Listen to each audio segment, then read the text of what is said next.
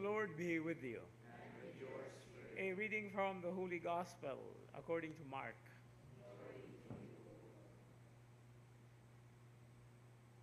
When Jesus had risen early on the first day of the week, he appeared first to Mary Magdalene, out of whom he had driven 7 demons. She went and told his companions, who were mourning and weeping. When they heard that he was alive and had been seen by her, they did not believe. After this, he appeared in another form to 2 of them walking along on their way to the country. They returned and told the others, but they did not believe them either. But later, as the 11 were at table, he appeared to them and rebuked them for their unbelief and hardness of heart, because they had not believed those who saw him after he had been raised. And he said to them, "Go into the whole world and proclaim the gospel to every creature."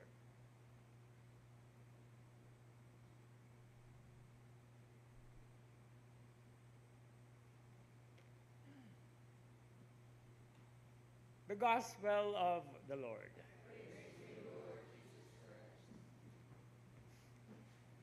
Happy Easter and a blessed Saturday to us.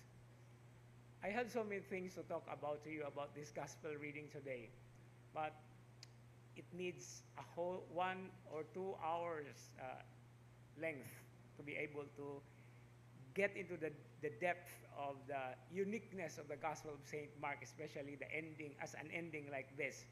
And I'll tell you just one reason, because this is not the real ending of the Gospel of St. Mark. The Gospel of St. Mark ends in verse 8, and we are reading verse 9, meaning to say it is added.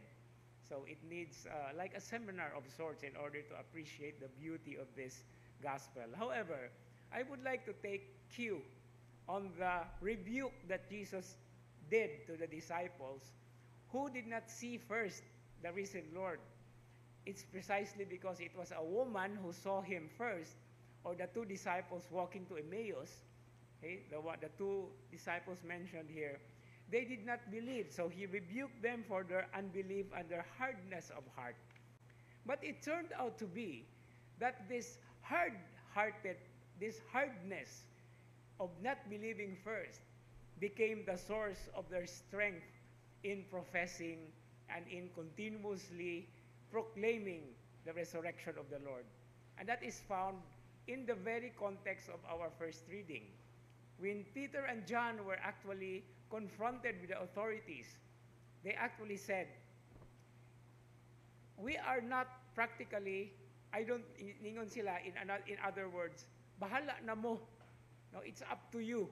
But for us, it is God that we have to follow. Whatever it is that you think, kamo na'y bahala, but what we have seen and heard, we cannot help but proclaim it to you." This is what we call confidence and conviction, which is at the very heart of faith. Bisan gani kita, no? Ganahan kay ta mo share whenever we have an experience that we call, "I have been touched by the Lord." Bahala nagdili interesado o dili mamati ng uban, we always love to talk about it. And don't be shy about it.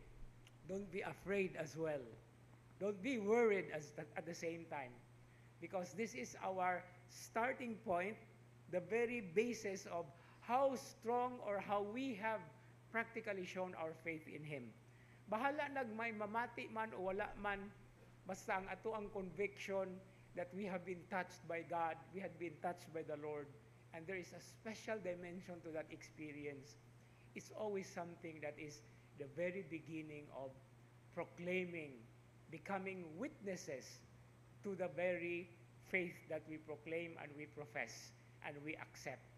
To become witnesses of what the Lord God has done in our lives. And just a final note to the word witness.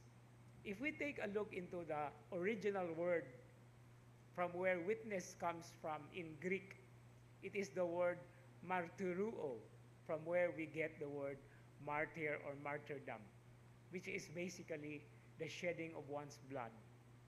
And to be convicted, to be convinced, and to be confident in what we believe is actually offering our life's blood for the sake of the faith that we have acknowledged.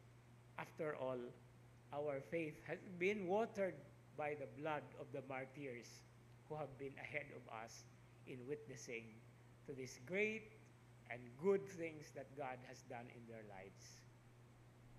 Amen.